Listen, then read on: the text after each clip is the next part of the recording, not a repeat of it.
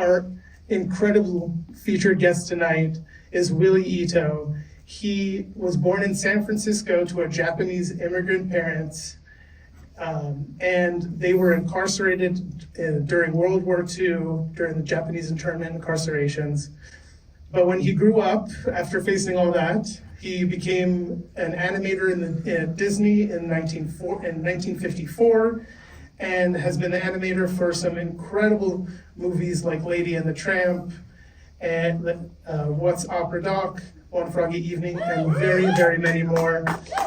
And today, though, we are here to talk about the film and book Hello, Maggie, which is based on the true story of Shigeru Yabu, who was also impacted by the internment in World War II. And I'm going to leave all of the rest of the conversation about the film itself to Willie and Joe. Thank you all so much for coming today.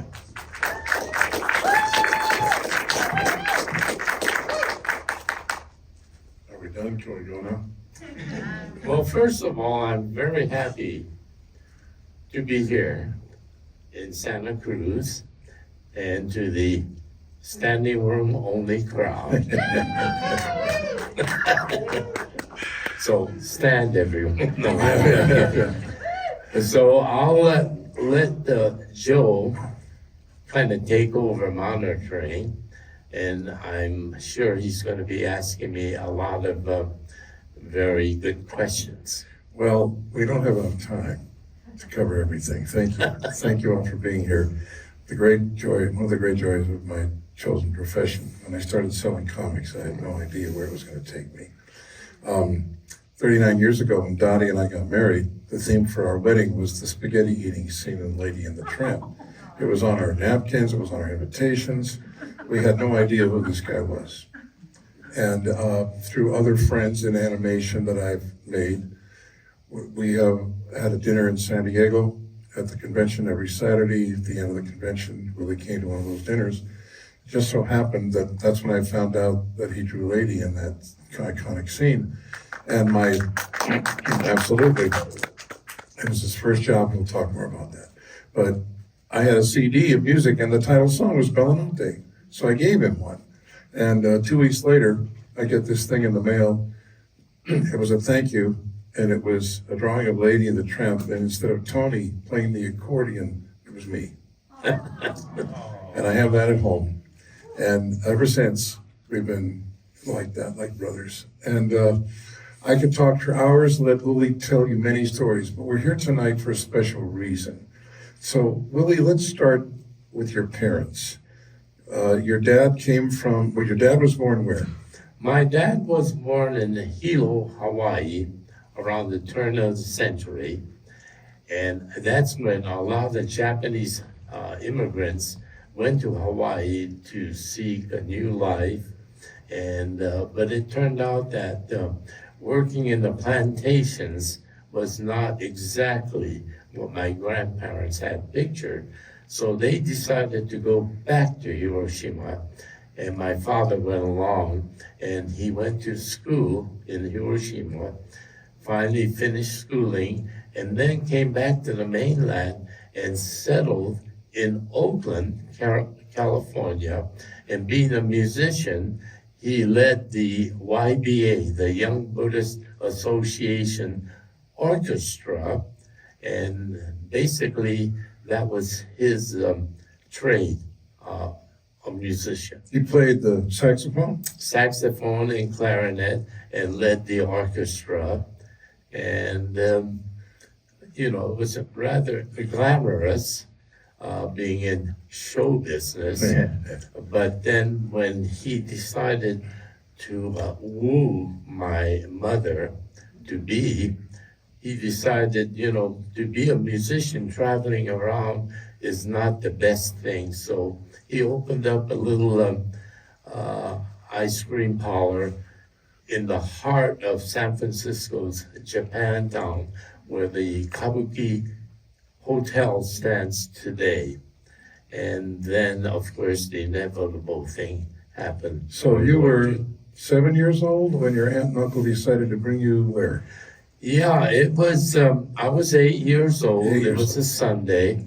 My uncle, who had just graduated high school, he was wooing his girlfriend, who would eventually become my aunt. And we came down to Santa Cruz. And we spent the morning at the boardwalk, roller coaster, and the rides and the attractions. And then we settled on the beach, spread out our blanket, and had our lunch. And then around 3 o'clock, the fog rolled in, and it was decided, well, it's getting a little cold, so let's go back to the city.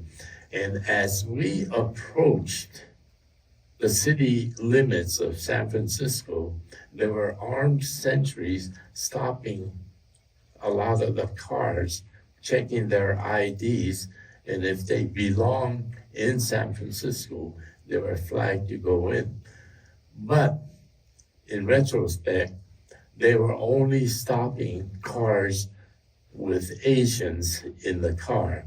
And so as we entered the city, every block had newsboys with the newspaper, the San Francisco Examiner, Chronicle, Call Bulletin, war.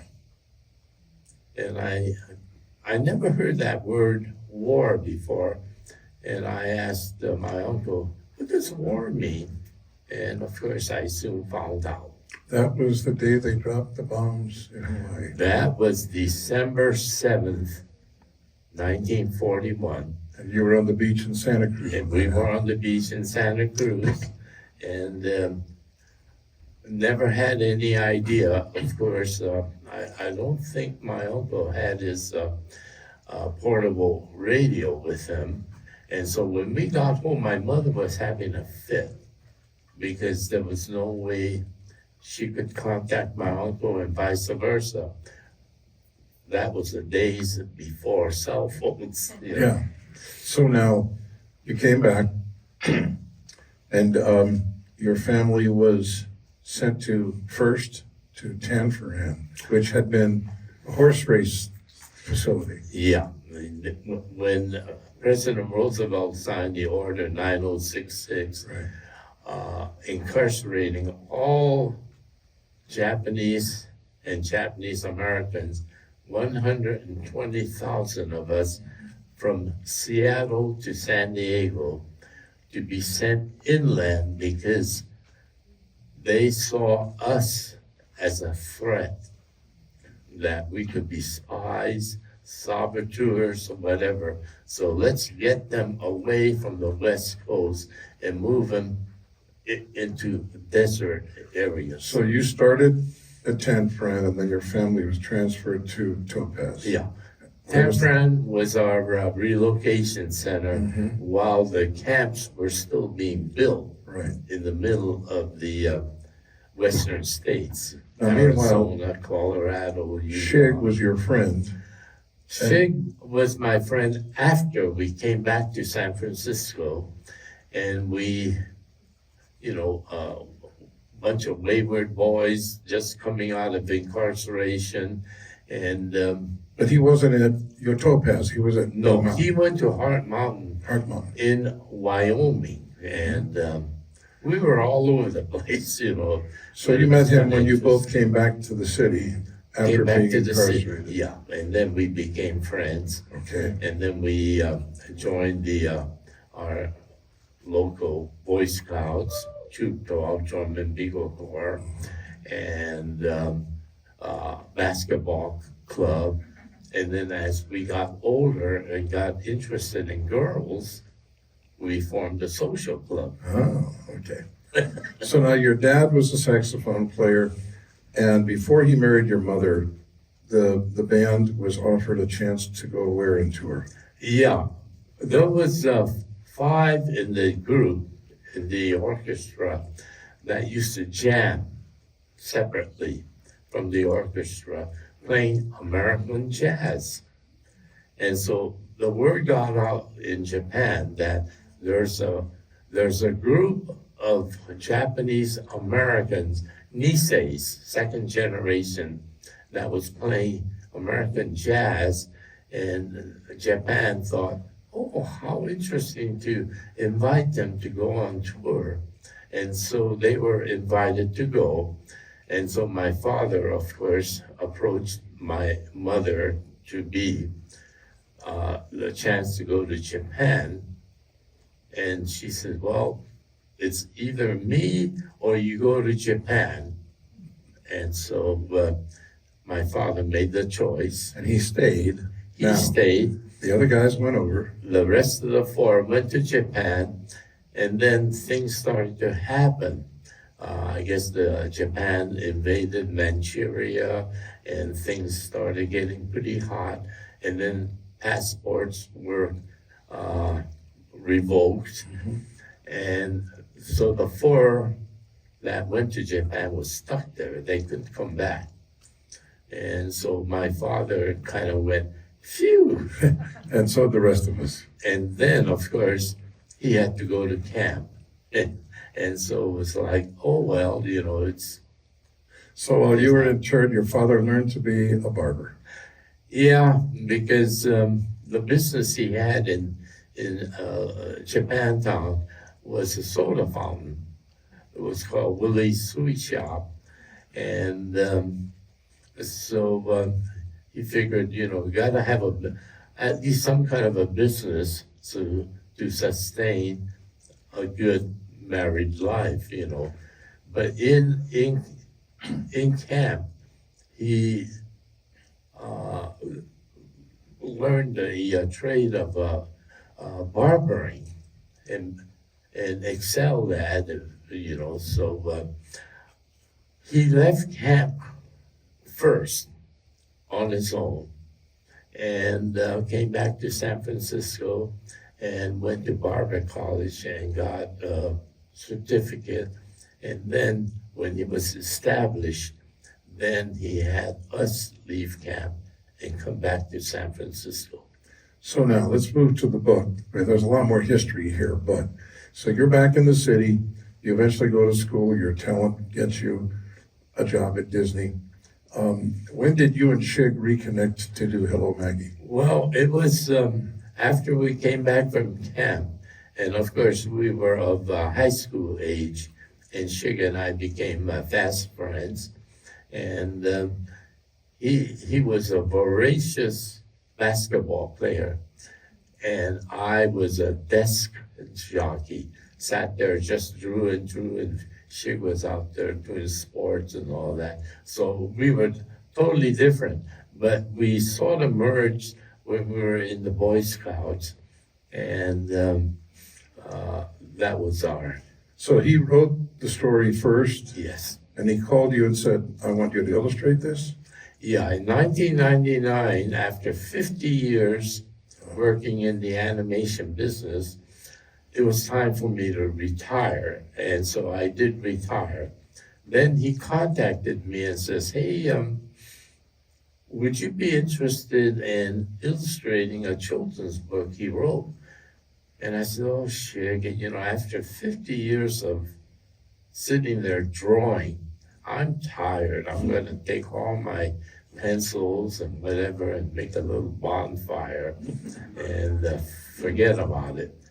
However, once a cartoonist, always a cartoonist, and I just couldn't give it up. So I said, Shig, send me the manuscript. And when I read the manuscript, I realized it was about his experience incarcerated at Heart Mountain. And I said, well, I had a similar experience being incarcerated at Topaz, Utah. So I said, Shig, I'll do it. So we got together. I illustrated his story, and of course, it was hard to find a publisher that would take on a subject matter pertaining to the Japanese Americans incarcerated behind barbed wire fence. And we would consider our camps as concentration camps because we were behind barbed wires with guard towers with armed guards pointing their rifle in at us.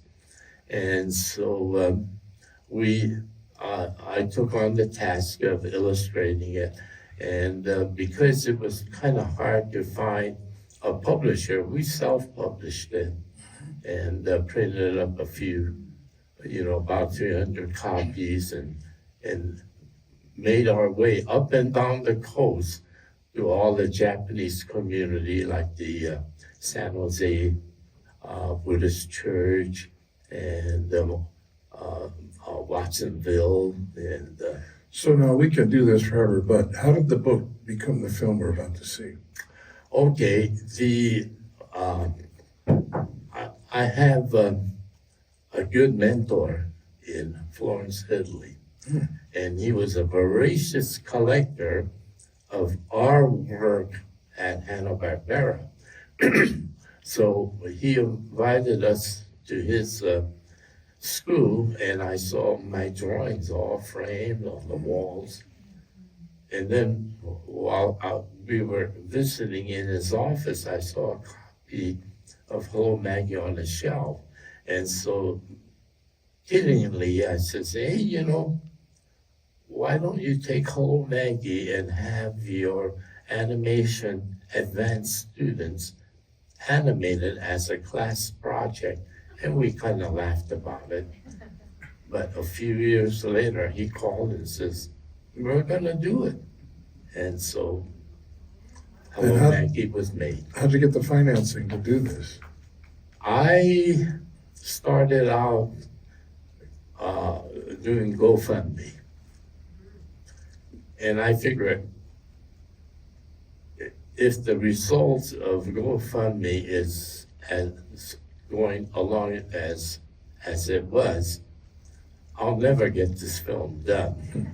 And fortunately, during pandemic, Heart Mountain got a beautiful grant from the government because Heart Mountain is part of the National Park Service. Well, it was at that time. Who knows now? Yeah.